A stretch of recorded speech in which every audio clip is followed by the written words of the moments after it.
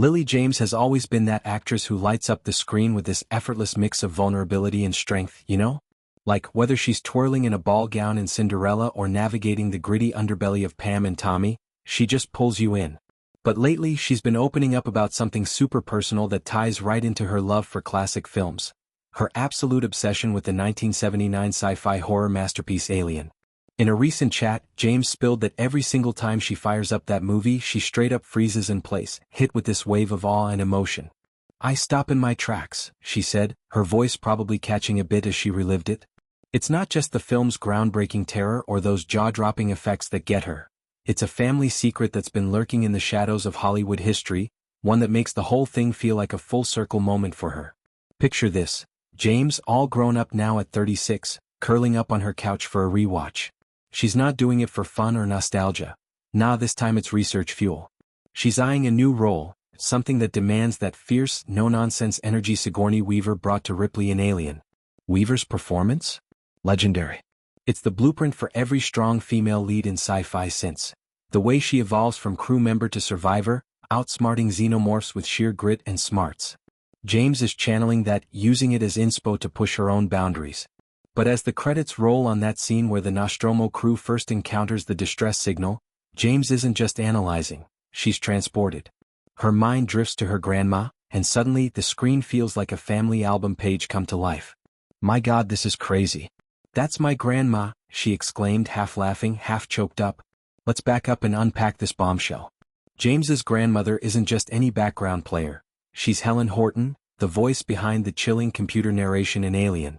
Yeah, that eerie, calm-as-ice voice that guides the spaceship systems, delivering lines like "final report of the commercial starship Nostromo," with this velvety authority that amps up the dread. Horton passed away back in 2007 at 83, but her imprint on pop culture? Eternal. James remembers her not as a star, but as this magical presence at home. Someone with a voice like warm honey mixed with old-school British elegance. Think of those golden age Hollywood icons, the ones with accents that could command a room or soothe a storm. Horton's tone had that rare quality. Rich, resonant, almost theatrical, yet totally grounded. It was the kind of voice that made you lean in, whether she was reading bedtime stories or apparently voicing a spaceship AI that's about to doom everyone aboard. Growing up, James must have heard stories about grandma's gigs, bits and pieces of a career that spanned theater, TV, and those sneaky voiceover roles that steal scenes without stealing the spotlight. Horton wasn't chasing fame, she was in it for the craft, popping up in everything from James Bond flicks to Broadway revivals. But Alien? That was her sci-fi crown jewel, even if it was uncredited at first. James has this vivid memory of her grandma's laugh, the way she'd recount tales from the recording booth, probably mimicking the director's freakouts over getting the intonation just right. It's those little family lore nuggets that make James's rewatches so electric. Every time that computer voice crackles to life, it's like Horton's spirit is whispering secrets across generations, bridging the gap between a young actress hungry for roles and a legend who paved invisible paths. This connection isn't just a cute anecdote for James, it's a touchstone in her career hustle. Flashback to 2017, she's auditioning for Edgar Wright's Baby Driver, that high-octane heist flick with Ansel Elgort zooming through Atlanta in a getaway car. James is nervous, wanting to stand out in a sea of talent. So, she drops the grandma card. "Hey Edgar, did you know my Nana voiced the computer in Alien?" Right, this total film nerd who's devoured every frame of cinema history loses it. He's geeking out, eyes wide, because who wouldn't? It's like casually mentioning you're related to Shakespeare while trying out for a play.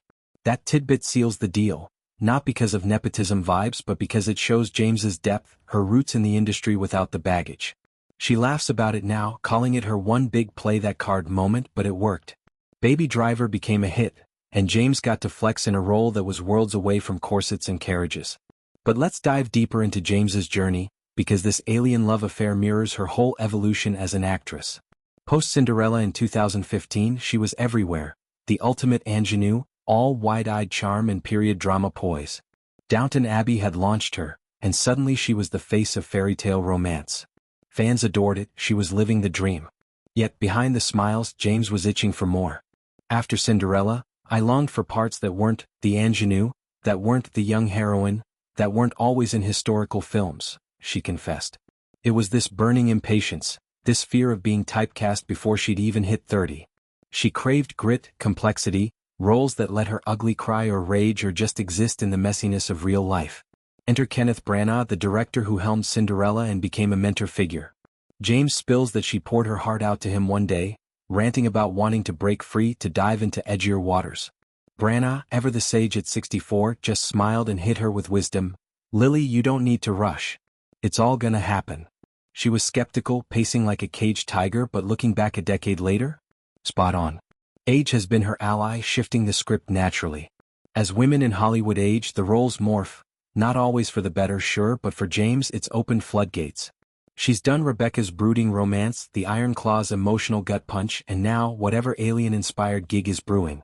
As a woman, it happens inevitably. As you grow older, the roles are going to be different, she reflects. But here's the twist. She doesn't regret those early young heroine days. "Honestly, I'd love to go back." It's this beautiful acceptance, realizing that every phase builds the next.